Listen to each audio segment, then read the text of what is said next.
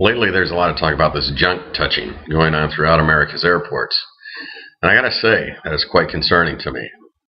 Now, every now and then, I think people like to get their junk touched, but usually by someone they know. And I took a look at it, and I'm trying to figure out what's going on here. It's ironic. It happens the same week that we have this sweep completed in the Los Angeles, Southern California area of rounding up pedophile and sexual predators, probation offenders, and they arrest hundreds of them, and all of a sudden junk touching is epidemic at the airports. It's maybe not connected. Maybe connected. I doubt it's connected much, but I do say maybe they could have blended the two together and created a bigger problem than they already have, if possible. If it could even be a bigger problem, that is. Now, they pay these junk touchers about $20 an hour. So it's a livable wage. That's a good thing in this economy. In times when people are struggling, it's good to see they could get a job. They may find this job demeaning. They may find it pleasurable. That may depend on who they are or whose junk they're touching, I suppose. That always seems to make a difference when it comes to junk touching. Do you want to touch the junk or not? Do you want your junk touched or not? Depends on the parties involved. It's strictly up to them. But it's having an unintended consequence. What's happened now is all these junk touchers that are working for a mere $20 an hour have taken business away from professional massage parlors. Matter of fact, I had commissioned a survey yesterday afternoon. I conducted the survey, and within 5 miles of my office are about 30 massage parlors. Yes, I work in Orange County in Southern California, where we seem to have lots of massage parlors. Don't ask me why, it just seems to work there. So anyway, I called. 4 out of 5 had appointments available at 5 o'clock. I asked them. I said, well, isn't that usually a popular time for an appointment? They said, oh, yes. Yes, but for some reason, no one's coming by hardly anymore. Business is way down. So once again, your government has tried to do good, but it's created unmeasurable, unintended consequences that are harming other people downstream who aren't part of the program. It's like you work for the government as a junk toucher, or you're going to suffer. It's almost like a mob. So really, if you're going to fly in the next few months until we get this junk touching resolved, I would say this. It's bad enough you got to get your junk touched, but they got to have 2 people watching you. That's the real hard part. Can I pick the people? Can I pick who's going to touch my junk there at the airport? And who gets to watch?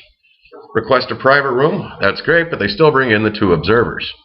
So it takes 1 person to touch the junk, 2 people to watch the junk get touched. I don't know. I mean, I'm kind of an open-minded guy, but not really the way I even roll. So really, I took a look at it for $20 an hour. With benefits and everything, you're looking at about $800 a week to have your own junk toucher.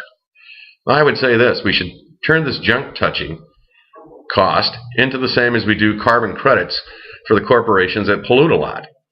If you don't know about carbon credits, here's how it works. If I don't pollute a lot, I get extra carbon credits, meaning I haven't reached my quota of pollution. If I do pollute a lot, and I go over my quota of pollution, I can buy the unused carbon credits from somebody who doesn't pollute a lot, and therefore be in compliance with the EPA. Once again, this is just a shuffle. Accomplishes absolutely no good. So I think you either ought to be able to hire your own personal junk touchers and trade their credits around, because really 40 hours a week of junk touching, that's a lot. That's a lot. I don't think I could go for 40 hours a week of junk touching. I mean, I got a lot to do. There's a lot of other things I need to do in a week other than just spend 40 hours getting my junk touched. Sounds good in theory, but it's just way too much time. So really, I can support the junk touching if we go with junk touching credits that can be bought and sold or traded amongst the private citizens of America so that we get a piece of the action. And I think that's a better stimulus to the economy than just giving people who used to work at McDonald's a job now touching your junk. Of course, I got to wear rubber gloves, which is good. And I've even thought if I'm going to fly, maybe I'm going to wear rubber garments. And then I thought, well, wait a minute, that's going to sweat a lot. That's going to sweat a whole lot. So if you're flying from LA to DC, there's going to be a whole lot of sweating going on. You're not going to smell good by the time you get there. But imagine the feeling of relief when you finally get those rubber garments off. So I don't know how far this junk touching in America is going to go. If this grassroots protest planned for tomorrow, the biggest travel day of the year, is going to work or not. Sincerely, I doubt it. I want to be safe on an airplane, and if I'm going to have my junk touched, I want to pick who gets to touch it, when, and where, and I'll pay the $20 an hour for that privilege, for that right. And why would the government complain about that? Once again, I have to pay my own way, and I'm glad to do it, as long as I have a say in the matter.